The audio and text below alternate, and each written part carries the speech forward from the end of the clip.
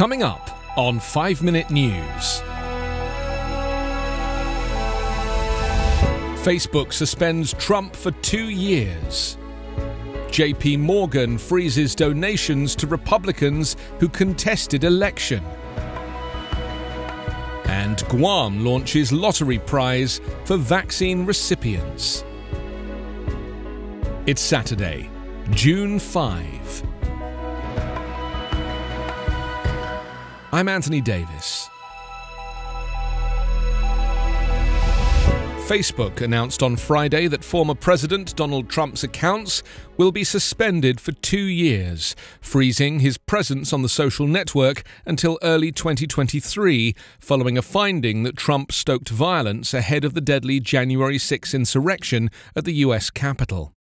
At the end of the suspension, the company will assess whether Trump's risk to public safety has subsided, Nick Clegg, Facebook's vice president of global affairs, wrote in a blog post.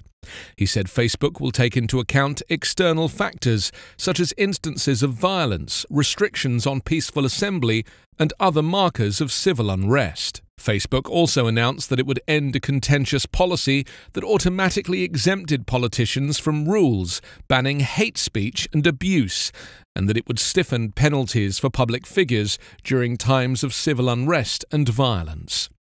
The former president called Facebook's decision on the suspension an insult. The 2-year ban replaced a previous ruling that ordered Trump to be suspended indefinitely. Social platforms like Facebook and Twitter have become indispensable tools for politicians to get their messages out and to raise small-dollar donations. Without the megaphone of Twitter and the targeted fundraising appeals his campaign mastered on Facebook, Trump could be at a serious disadvantage relative to other politicians. On Facebook, Trump's suspension means that his account is essentially frozen. The announcements are in response to recommendations from the company's quasi-independent oversight board.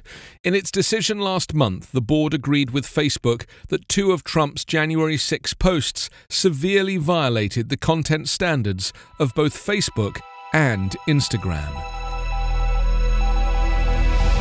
JP Morgan Chase & Co. will resume making political donations to U.S. lawmakers, but will not give to Republican members of Congress who voted to overturn President Joe Biden's election victory.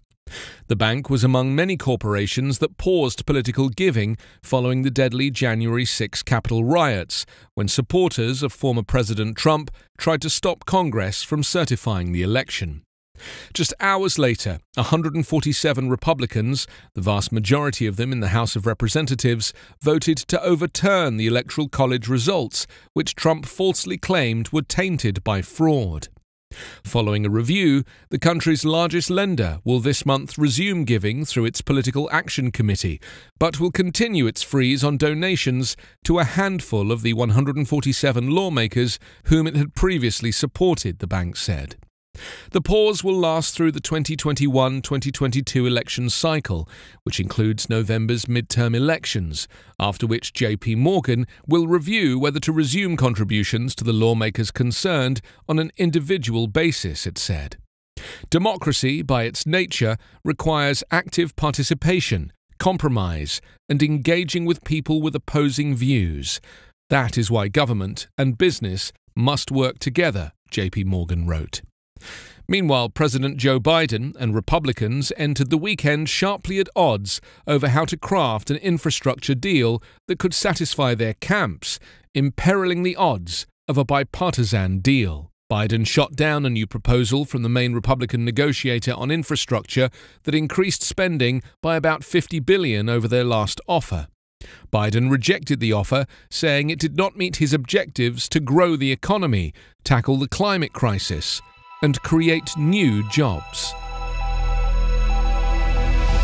Guam has joined other U.S. states dangling lottery money and other cash prizes in a bid to achieve herd immunity by July 21st, marking the 77th anniversary of the island's liberation from Japanese forces. The island's governor said the Vax and Win incentive program is intended to accelerate the government's Operation Liberate Guam, a campaign to fully inoculate 80% of the island's 160,000 people by Liberation Day. As of today, we've vaccinated 82,778 people. To achieve herd immunity, we are targeting to vaccinate as many as 96,000 people, Leon Guerrero told a press conference on Friday. We need over 13,000 more shots in arms to achieve Operation Liberate Guam. The government is using a portion of its coronavirus relief aid from the US government to fund the online lottery, which offers $10,000 in cash, a brand new car, and other small prizes each week starting June 16th, leading up to Liberation Day.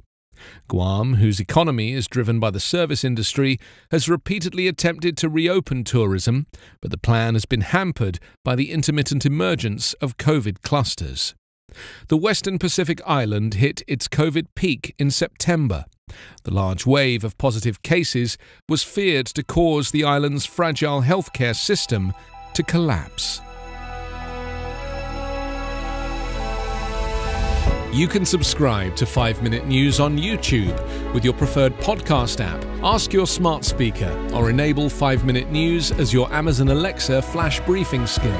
Subscribe, rate and review online at 5minute.news. 5 Minute News is an Evergreen Podcast covering politics, inequality, health and climate, delivering independent, unbiased and essential world news daily.